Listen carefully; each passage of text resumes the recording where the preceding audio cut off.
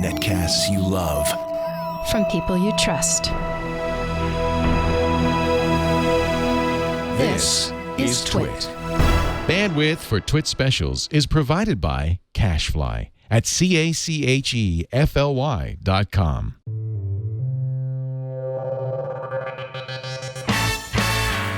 This is TWiT Live Special number 313, recorded November 16th, 2016, the LA Auto Show.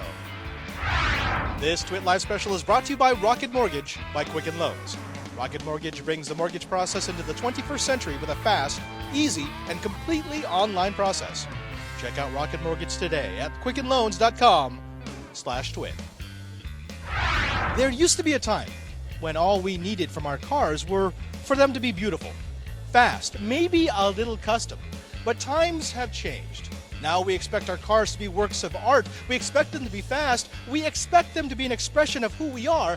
But we also expect them to be palaces of fine digital art. That's right, connected, smart, and yes, efficient. That's why TWiT TV has come here to Los Angeles for the LA Auto Show Automobility 2016. It's the technology that moves you.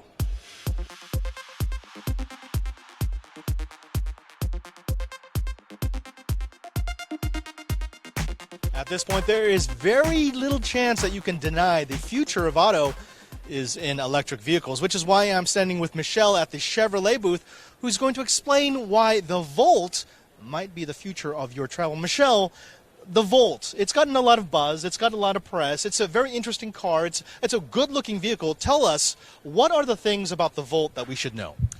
Yeah, we're really excited about what the Volt offers for our owners. It is a 50-mile range vehicle. Starting price is $33,310. The beauty of the Volt is that you can drive pure electric all the time. It's just whether that electricity is coming from the battery or it's coming from the gas engine. So that engine just generates electricity to keep you going. You could drive from here to Chicago if you want in this vehicle, and stopping along the way to charge or to fill up. So we know our owners really love that electric drive. Most Americans drive 40 miles or less each day, and with this type of range, you can drive pure electric all the time. Chevrolet has taken an interesting strategy here by taking hybrid out of the name entirely, because it was a little bit confusing. There were parallel hybrids, something like the Toyota Prius, and then there were serial hybrids, something like what Honda had on their offerings, where the idea was used an electric motor to create power, which would go into the motors, but at no point was there a linkage. You're more of the second setup, but this is not a hybrid. Chevrolet is not calling the Volt a hybrid vehicle. This is a EV what? We've always called this an extended electric vehicle, extended range electric vehicle, meaning that it always runs on electricity. So whether that electricity is coming from the engine or originally the battery, we feel the car's always propelled by electricity. So you can call it what you want, but it's a little bit different than the previous vehicles you mentioned. And for the tech heads in our audience, you'll know that a serial hybrid, or the extended EV, is actually far more efficient. It's a better way to generate power because it means the motor can always run in the power band, always at its most efficient setting. Now, let's get into the tech, because it's one thing to have an electric drivetrain, but people have come to expect a certain level of comfort, a certain level of sophistication and styling around the drivetrain. Tell me, what has Chevrolet done to make sure that the Volt can meet the needs of those passengers? The number one thing we hear from our Volt owners isn't that it's electric, it's that it's fun to drive. And if you ever drive an electric vehicle, that automatic torque, that great response, that quiet cabin that you get is very evident in the Chevrolet Volt. So it's a great offer and a great idea for people who have a shorter commute every day or have long trips in between. The inside of this, you'll find a large screen, you'll find Chevy CarPlay, you'll find 4G Wi-Fi, OnStar. It's pretty much loaded with every feature that you could possibly want. One of the things that I've heard often said by Chevrolet, both here and at CES when they come and they show off their concepts, has been that they want to create a car for everyone. I mean, yes, it's nice to make the supercar that can go from 0 to 60 in -2 seconds. It's nice to have all the torque, all the horsepower, but that doesn't mean much if the average person can't afford it, which I think is what Chevrolet has tried to do. With the tax incentives, you can actually get a Volt for under $30,000. Tell me, how does that work? How do you stay at that price point? How do you decide this is where it can be priced so that it's an acceptable amount of technology and yet it's still affordable to the average person? Well, Chevrolet is all about technology and all about value, and they have to be presented together, just as you so eloquently said. And we've been able to do that from 2010 with the Chevrolet Volt. This is our second edition. So I think people really come to expect that from Chevrolet. We've obviously delivered on the technology standpoint. Our Volt owners love it, and at the price point that makes sense for most Americans. All right, I got to ask this question. It's a little bit difficult. And I don't. To me, it feels a little unfair because obviously people are going to see this and they're going to say, "Oh, $30,000. That's about the same price as a Tesla Model S. Oh, sorry, the Model 3." But this car is available now. The Tesla 3 might be available at some point in the near future. We don't know. It's not actually built. How do you differentiate yourself? How would you reach out to the Tesla crowd, which honestly has a little bit of the brand, it has a little bit of the panache, it has some of the pull, and say, we can give you a car right now that can do everything you need it to do, that can be your commuter vehicle, that can be your everyday vehicle, and you can drive off the lot with it. How do you sell that? So Chevrolet has two great options for people who are looking for EVs. We have the Chevrolet Volt that was introduced in 2010 and came to market with this great beauty behind me. And now we have the all-new Volt EV, which is pure electric vehicle of over 238 miles of range and just one Motor Trend Car of the Year. So I think if you're looking for brand cachet and you're looking for great value, I think Chevy today on the road has vehicles that really work. And you come to market by showcasing all of the great features and fun-to-drive capabilities and let consumers make the choice. It helps to be able to say that we actually have cars on the road. I actually like that. I love the fact that Chevrolet actually is the #1 manufacturer of electronic vehicles in the world right now, bar none. And I love the fact that you're concentrating on what you're doing. Let all the other companies do what they do. Now, if they wanted to know more about the Volt, if they wanted to know more about how Chevrolet is changing the EV game, where can our audience go? So two great resources, obviously www.chevy.com, and then on Chevy.com we also have EVs for Everyone website where you can decide if you are fully set and ready to buy one, or if you're in the consideration point and you want to learn more. It's a great website of resources and everything you need to know, whether it's about incentives, charging, how does the battery pack work, technical information, it's all there. Thank you very much for speaking with us. Thank you for sharing this. And I know it's an exciting time, so hopefully Chevrolet is right up there with everyone else. Folks, if you are looking to get your new EV, maybe you need to get charged with the Volt. When people think of Tesla, the first thing that comes to mind is probably not cargo towing vehicle, but it should. I mean, with this much horsepower, this much low-end torque, it is an ideal cargo hauling device. But here at the LA Auto Show, they've taken the idea one step further. We have the Tesla plus an Airstream. In other words, we get the live fashion of a Tesla Model X and all the comfort of an Airstream. Hey, Leo Laporte, live stream. Think about it. Fast cars, beautiful paint jobs, and technology beyond compare. That's what we're used to here at the LA Auto Show. But there are aficionados of the tech. There are people who are beyond the gearhead who want to customize their cars, who want the look, the feel of something different. And that's why I'm speaking with the man himself, Mr. Mad Mike. You know him from Pimp My Ride. Mike, thank you very much for speaking with us. Hey, Father, how you doing today? Everything's great here at the Galpin Auto Customs. Did you see all the cool cars we got here? Yeah, everything from the mystery machine to this. Now this, our production assistant, she is just gushing over this. She loves this. Tell me about this Pink Panther that's behind us. This is a one-off custom Pink Panther built by George Barris way back in the day, and we found it, and our guy Dave Shutton restored it back here at Galpin Auto Sports, and now it's back to its beauty. Look at this thing. It's amazing. What I love about this is it typifies sort of the madness that you have to have in order to really enjoy the custom car scene. We've seen some beautiful vehicles out here, but we wanted to ask you, since obviously you've got experience in this avenue, What do you do? What kind of mindset do you have to take in to really customizing your car, to taking something that works and turning it into something that you love? Well, first thing you have to do is keep your mind open. Customizing the car is making it unique, making it one of one. So what we do is that the people bring their cars here to Galpin, and we sit down. We have a round table. When we sit down with Dave. We sit down with Bo. He's our master designer, and Big Bry, the car guy. This guy is amazing at designing cars. And what we do is we draw out the car, and we figure out what it is that they want to do to the car. And then we start sculpting pictures of it, and sometimes we even make a model of the car. And then we get with the customer, and we just start building and building until it's exactly what the customer wants. Because that's what we're here to do. Now, the custom scene has really changed over even, say, the last 20 years. Because it used to be you can customize a car by upping the motor and maybe giving it a more aggressive profile, maybe changing some of the lines a tiny bit. But now everyone wants connected. They want smart cars. They want electronics. Their cars have to be walking palaces of electronics. How has that changed the custom car scene? Well, now that the cars are connected, your car is an extension of your cell phone. You're talking about maps. You're talking about ordering food. You're talking about checking the weather in different states and different countries, and even driving itself with autonomous vehicles. I can imagine one of the challenges whenever you have a new client would be to give them what they want, but at the same time to not let them go too crazy, because you know when it will look bad, when they want absolutely everything and you're thinking you want a Best Buy on wheels. Right. So how do you pull someone back and say, look, let me give you a combination of what you want, what's comfortable, what's custom, and what will look beautiful? Well, the beauty is in the eye of the beholder. And making a custom car, we try to reel them back in a little bit.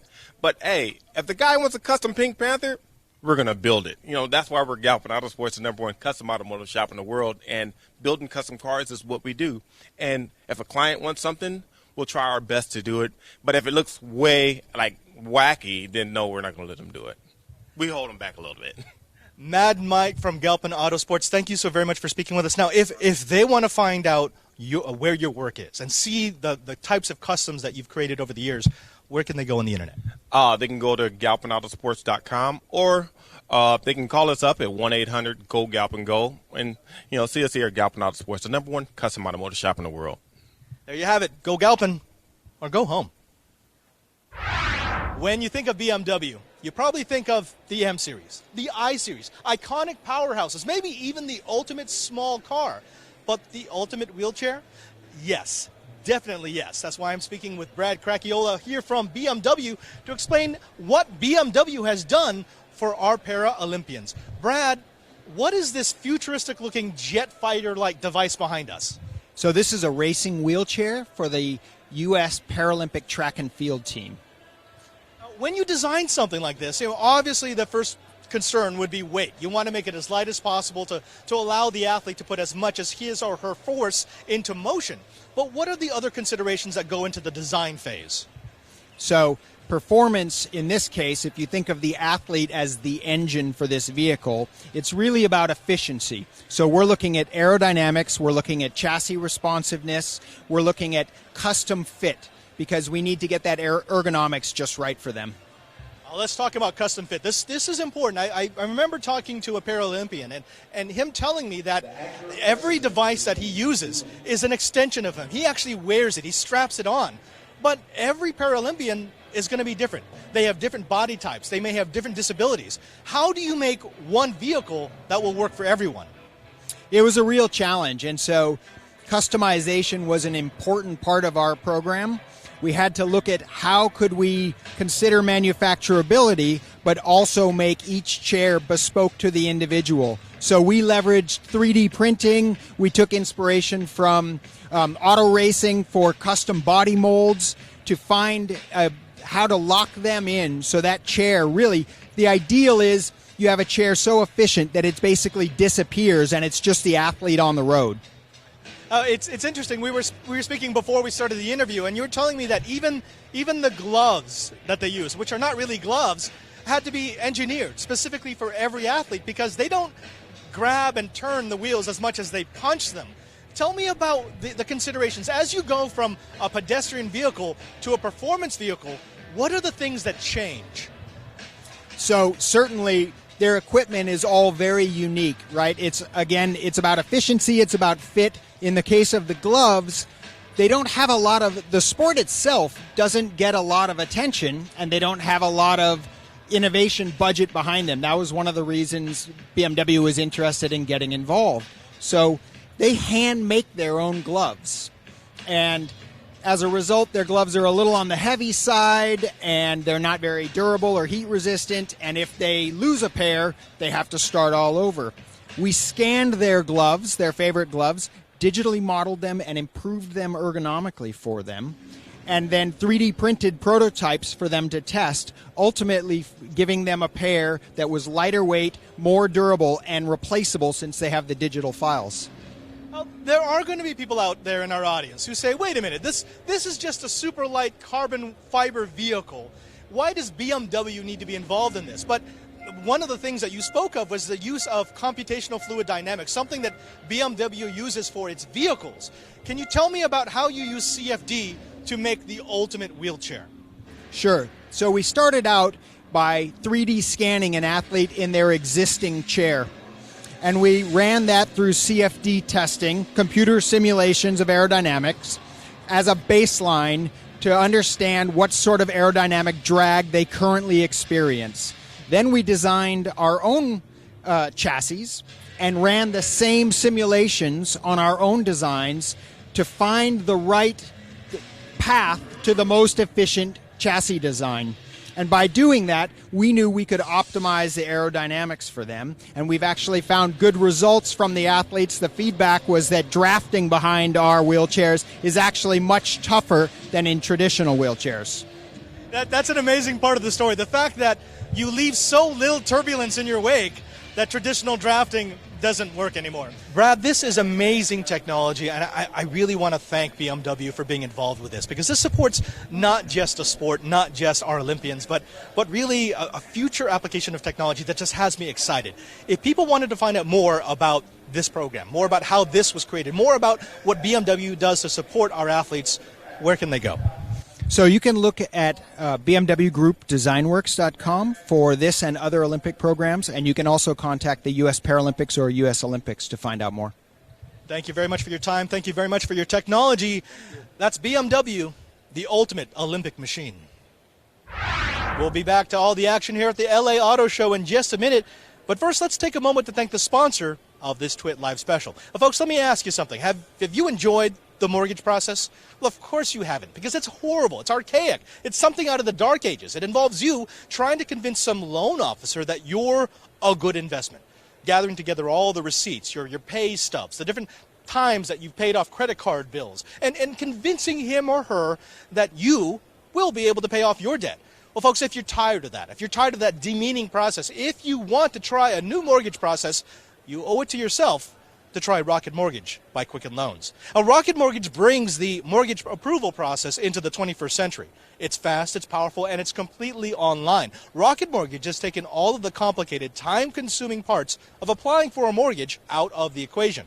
You hate searching through stacks of old files and paperwork? Well, never do it again. With Rocket Mortgage, you can easily share your bank statements and pay stubs at the touch of a button, helping you get approved in minutes for a custom mortgage solution that's been tailored to your unique financial situation. Even better, with Rocket Mortgage, you can do all of this on your phone or your tablet. It's a quick online process that you can manage from the convenience of your couch. If you're trying to get a mortgage any other way, you're trying way too hard. So, if you're looking to refinance your mortgage or buy a home, check out Rocket Mortgage today at quickenloans.com/twit. That's quickenloans.com/twit. Equal housing lender licensed in all 50 states. NMLS consumeraccess.org number 3030. And we thank Rocket Mortgage by Quicken Loans for the support of this TWiT Live special.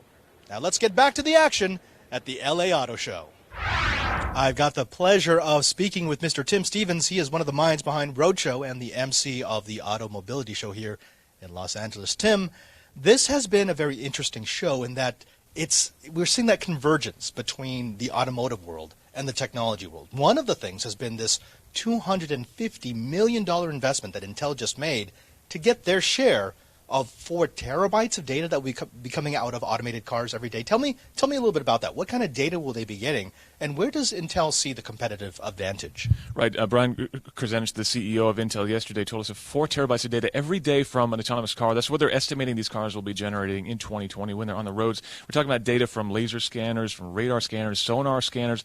These cars are reading the road around them as they go, and these scanners are so good. Ford actually issued a release earlier this year that they can actually count the snowflakes in the snow from these autonomous cars when they're driving around in inclement weather. That's incredible resolution, and all that data is got to get filtered through.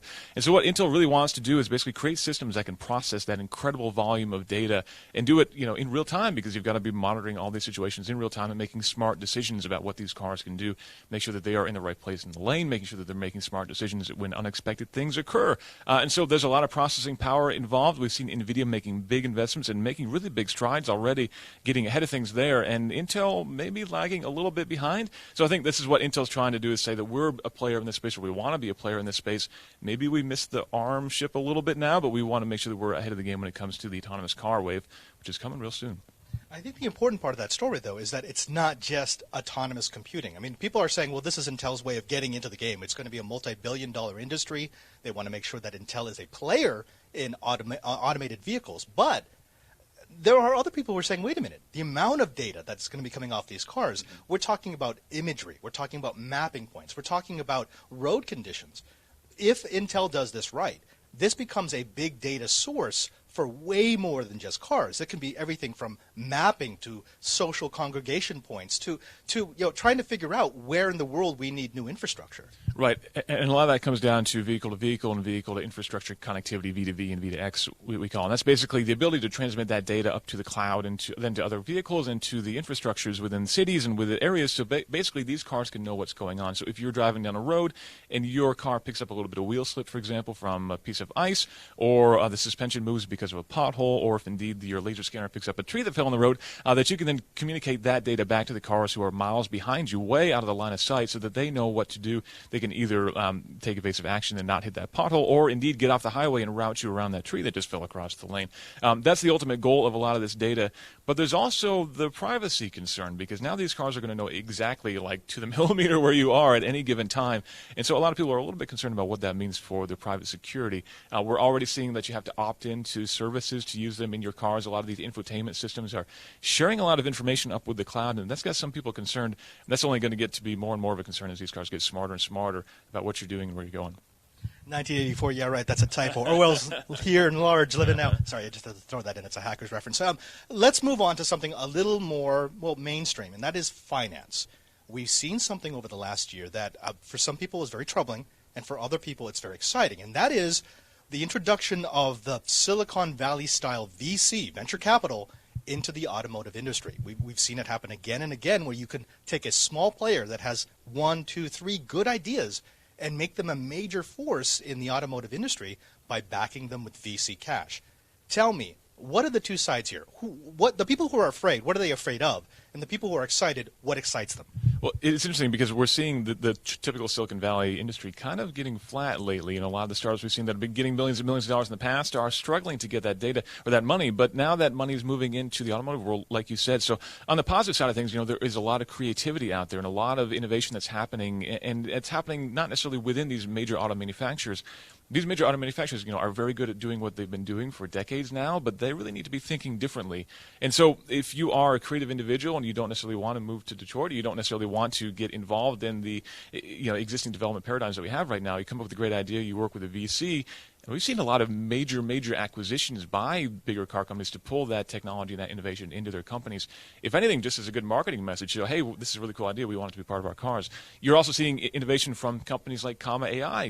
George Hotz doing some interesting things to bring new technology to older cars as well. And that's definitely going to be a big thing because not everybody wants to go out and buy a new car to get the latest technology. Unfortunately, Comma AI seems to have rather spectacularly imploded, but the idea is still sound anyhow, the idea that you can bring that technology to your car. But of course, on the concern side of things, it's always a lot of pressure to innovate, to raise funds, and then there's a lot of pressure involved in actually bringing that to market. And I think the main concern there is bringing things to market more quickly than they might be ready. We're talking about the safety of individuals as you're driving. And if you plug something into your car that makes it quote-unquote smart, but it's not smart enough to avoid other cars on the road, you're not just risking yourself, you're risking everybody else. And that is a major concern. That's much different than buying a new gadget or widget on Indiegogo or something like that. If that blows up in your pocket, well, you might get a little skin burns. But if your car crashes into somebody else, that's a bigger concern. I'm glad that you brought up karma, because it's a really good example of what happens when the tech industry meets the automotive industry. I mean, we think of, okay, we'll iterate until it's good. Whereas in the automotive industry, it's like, no, we can't release a product until we know it's not going to kill people. Right. And it's a very different mindset. I think Silicon Valley actually has the larger learning curve here.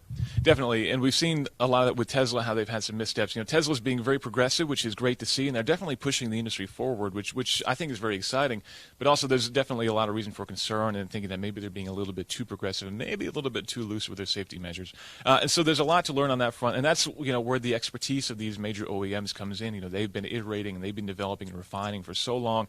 They know exactly how to make sure that something gets to market and is perfect. And so I think there's a lot of give and take, and having VCs that can work across the boundaries, can work with the major OEMs, and bring these companies into that sort of framework and bring that sort of expertise, I think that's an incredibly valuable thing. And that's not something that you, in a 2 or 3 person startup in a garage, will necessarily have coming out of the gate.